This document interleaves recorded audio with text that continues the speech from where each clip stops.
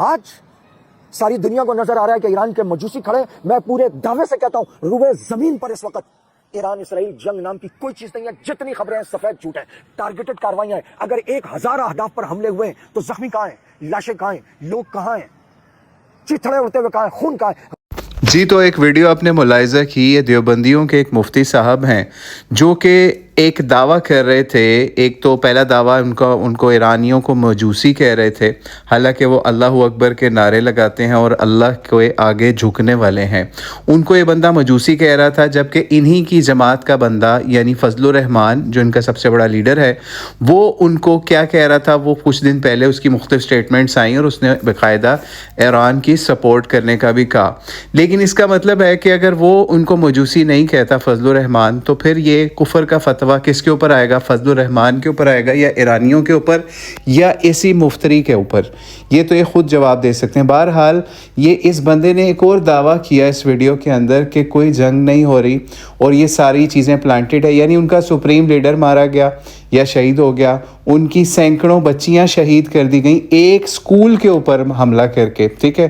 اور پوری دنیا کے اندر ان کی ویڈیوز آئیں, نشر ہوئیں, ہر چیز آئی. اب یہ بندہ چاہتا ہے کہ چیتھڑے اس کو نظر آئیں, ٹھیک ہے, تو اس کو ہم ایک الزامی جواب یہاں پہ دیتے ہیں. پچھلے دنوں اسی کی جماعت کے یعنی دیوبندیوں کے مفتی عبدالرحیم نے کیا کیا کہ اس نے انکار کر دیا, دوسری طرف مفتی طارق مسعود نے بھی انکار کر دیا کہ کوئی لال مسجد کے اندر کوئی معاملہ نہیں ہوا تھا, یہ سب جھوٹ ہے کہ وہاں پہ طالبات اور جو ان سی وہاں کے اسٹوڈنٹس تھیں یا پھر جو ٹیچرز تھیں ان کو مارا گیا یا ظلم کیا گیا. ان کی کہاں ہیں لاشیں, ان کی قبریں کہاں ہیں؟ یہ ان لوگوں کی طرف سے جاہلانہ دعویٰ آ گیا.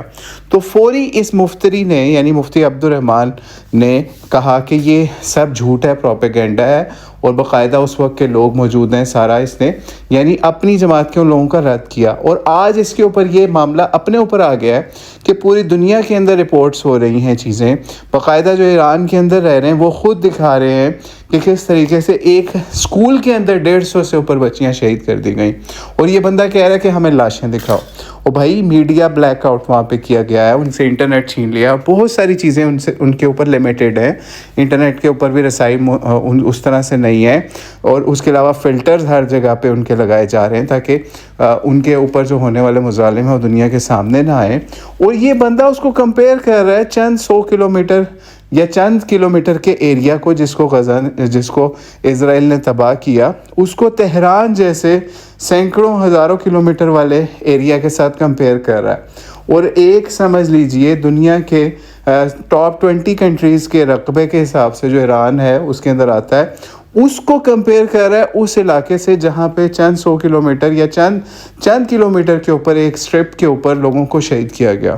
ٹھیک ہے نا, یعنی ایک چھوٹے شہر کو ساروں کو مارا گیا. اس کو کمپیئر کس کے ساتھ کر رہا ہے؟ ایک بڑے ملک کے ساتھ, ٹھیک ہے, اور کہہ رہا ہے کہاں پہ ہمیں تو کوئی باڈیز نہیں نظر آئیں, ہمیں کوئی چیز نہیں نظر آئی. اور بھائی تمہارے پاس وہ آنکھیں وہ بصیرت ہوگی تو تم دیکھو گے نا کہ مسلمانوں کے اوپر کیسا ظلم ہو رہا ہے. ان کے بندے چن کے وہ شہید کر رہے ہیں, کوئی نیوی کا سربراہ مار دیتے ہیں, کبھی فوج کا سربراہ مار دیتے ہیں, کہیں پہ ان کے جو ہے وزیر اعظم کو مار دیتے ہیں, کبھی صدر کسی کے اوپر اٹیک کرتے ہیں, کبھی کسی کے اوپر. اور یہ بندہ کہہ رہا ہے کہ کوئی جنگ ہی نہیں ہو رہی, ٹھیک ہے.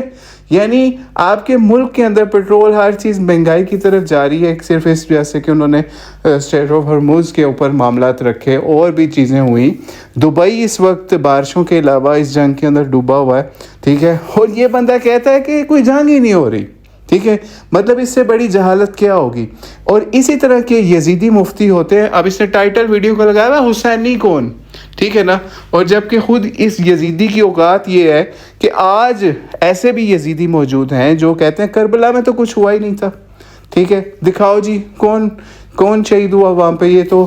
کوئی ثابت ہی نہیں کر سکتا کہ یزید وہاں پہ کربلا میں گیا تھا بندے مارنے کے لیے, اس لیے یزید بھی بری ہے, ٹھیک ہے. کچھ عرصے بعد اس بندے نے یہ بھی کہہ دینا ہے کہ ٹرمپ نے تو کچھ بھی نہیں کیا تھا ایران کے ساتھ, یا نیتنیاہو نے کچھ بھی نہیں کیا تھا ایران کے ساتھ, یہ تو ساری نورہ کشتی تھی. یعنی ان کے بڑے بڑے درجنوں کے حساب سے بندے شہید کر دیے گئے, ہزاروں کی تعداد میں بے گھر وہاں پہ بھی ہو گئے, ایران کے اندر بھی لوگ, تہران کے اندر بھی لوگ. اور اس کے علاوہ جو بڑے بڑے تابوت اور جنازے ہر چیز میڈیا کے اوپر کچھ حد تک آئی بھی, وہ سب چیزیں اس بندے کو قبول نہیں ہیں. کہہ رہے کچھ بھی نہیں ہوا وہاں پہ, کوئی جنگ ہی نہیں ہو رہی, ٹھیک ہے. تو اب آپ خود سوچ لیں یہ بندہ کس لیول کے اوپر فائز ہے. اور ابھی کچھ دن میں یہ بھی دعویٰ کرے گا کہ ایران نے کچھ بھی نہیں کیا, اسرائیل کا بھی کوئی نقصان نہیں کیا, امریکہ کا کوئی نقصان نہیں کیا. یہ اس لیول تک امریکہ کے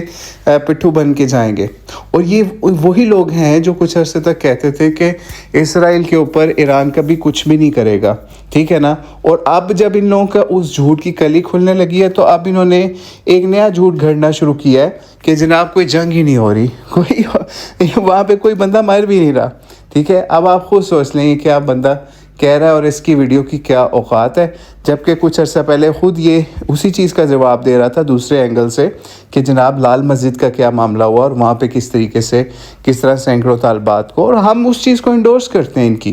ہم ان سے اس معاملے میں ایگری کرتے ہیں جو اس نے اپنی جماعت کے اوپر اس وقت بات کی کہ بھائی وہ سارے معاملات بالکل